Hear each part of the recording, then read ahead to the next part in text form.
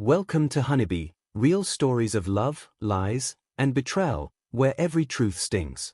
My name is Gary, and I have a question for you. How much disrespect can a person really take in a relationship before they finally decide they've had enough? How many times do you swallow your pride, let things slide, or pretend you're okay just to keep the peace? How often do you convince yourself it's not that big of a deal, when deep down it cuts you apart?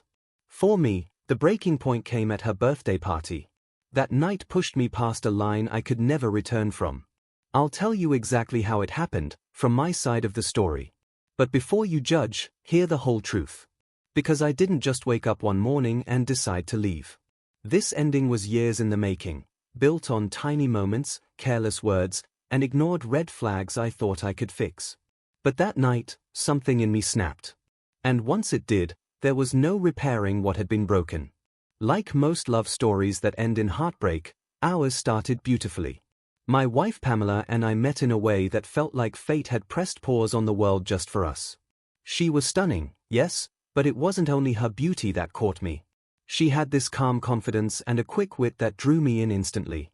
Talking to her felt easy, natural, like we'd known each other forever. Back then, I truly believed she was meant for me. Our relationship moved quickly, and every step felt right. If anyone had tried to tell me she wasn't the one, I would have laughed. So of course, I proposed.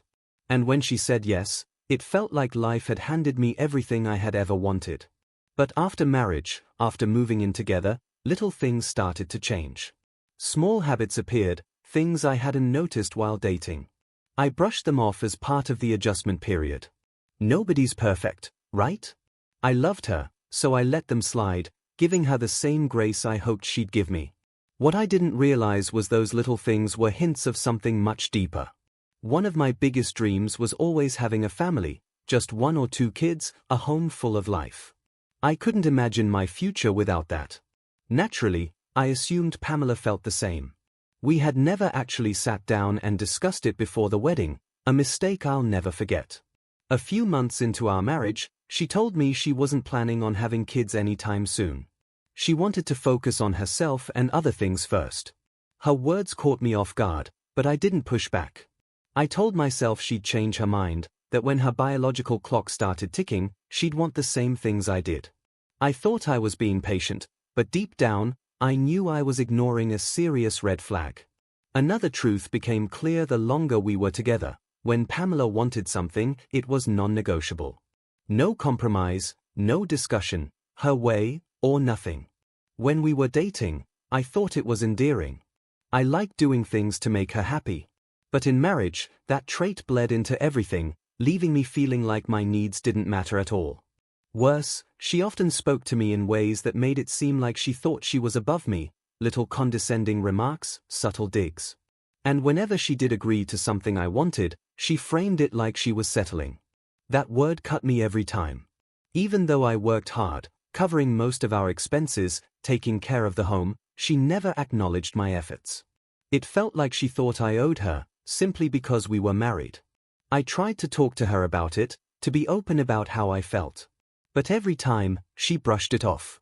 "You're just looking for problems that aren't there," she'd say. The more I tried, the more she shut me down. Eventually, I stopped trying. I stayed later at work, spent long hours in my study, anything to escape the tension. At home, our conversations dwindled to small talk. In public, we played the part of the happy couple, but behind closed doors, we were strangers sharing a roof. When Pamela's 30th birthday approached, I saw it as an opportunity, a chance to reconnect. She mentioned wanting a small party, and I leapt at the chance. I told her I'd handle everything so she wouldn't lift a finger. I went all out.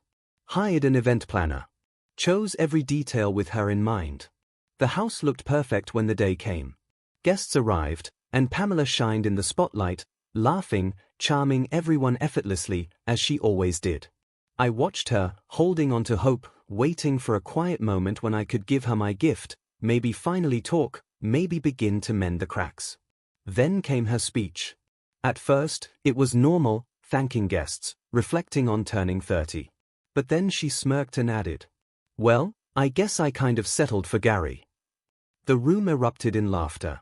To them, It was a playful jab. But to me, it wasn't a joke. I'd heard her say it before in private, and every time it had cut deep. But now, in front of everyone, she tore that wound wide open. I didn't argue.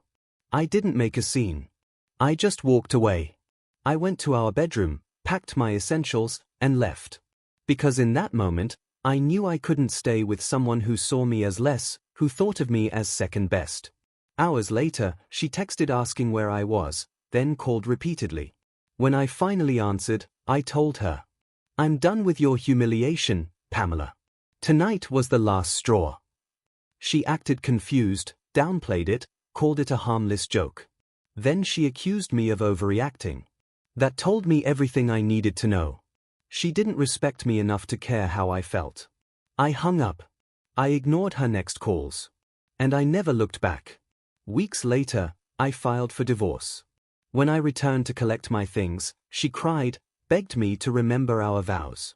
But by then, I knew the truth. Our vows had already been broken, long before that night.